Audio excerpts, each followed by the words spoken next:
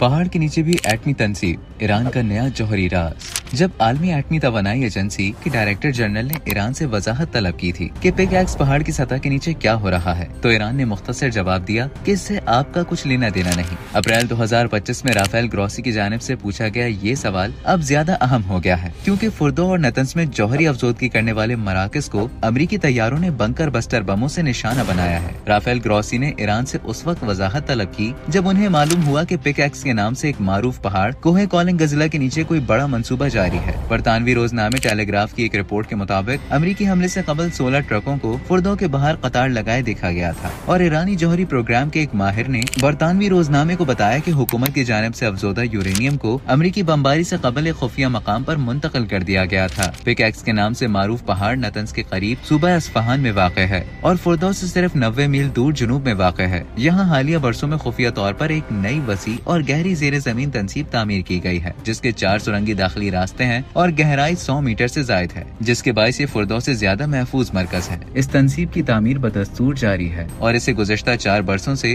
खुफिया तौर पर तोसी दी जा रही है। इसराइली दिफाई इदारों से वाबस्ता साबिक अफसर सीमा शाहीन के मुताबिक ईरान ने सैकड़ों या हजारों जदीद सेंट्रीफ्यूजेस खुफिया मकामात पर मुंतकिल किए हैं, जो हथियारों के दर्जे के यूरेनियम की तैयारी में इस्तेमाल हो सकते हैं। IAEA की ताज़ा तरीन रिपोर्ट के मुताबिक 17 मई तक ईरान के पास 60% तक अफजोदा 408.6 किलोग्राम यूरेनियम मौजूद था, जो कि 90% की हद से कुछ कम है, जो एटमी हथियार बनाने के लिए दरकार होता है। माहिरीन का कहना है कि पिकैक्स तंसीब न सिर्फ ईरानी यूरेनियम को अफजोदा करने बल्कि सेंट्रीफ्यूजेस तैयार करने की मुकम्मल सलाहियत रखती है। उन्होंने बताया कि ये पहाड़ सतह समंदर से 1608 मीटर बुलंद है, यानी फुर्दो के पहाड़ से 50% ज्यादा बुलंद है और इसके नीचे मौजूद चेम्बर्स इतने गहरे हैं कि अमरीकी बंकर बस्टर बम भी उन्हें तबाह करने में शायद नाकाम हो जाएं। इसकी वजह यह है कि इस तंसीब की गहराई सतह जमीन से 100 मीटर से भी नीचे है, जबकि फुर्दो तंसीब की गहराई 60 से 90 मीटर है। अमरीकी थिंक टैंक FDD से वाबस्ता माहिर रेओलमार ग्रेचेट के मुताबिक ये तंसीब ईरान को ऐसी जगह मुहैया करती है जिससे अमरीकी फजाइया भी अपने ताकतवर तरीन बमों से तबाह करने में दुश्वारी महसूस करेगी। अगरचे सदर ट्रम्प ने ईरान और इसराइल के दरमियान जंग बंदी का ऐलान किया है, लेकिन जंग बंदी के फौरन बाद इसराइली तैयारों ने ईरान में अहदाफ को निशाना बनाया, जिस पर नाराज ट्रम्प ने नेतन्याहू को फोन करके शिकायत की कि उन्हें समझ नहीं आ रही कि वो क्या कर रहे हैं।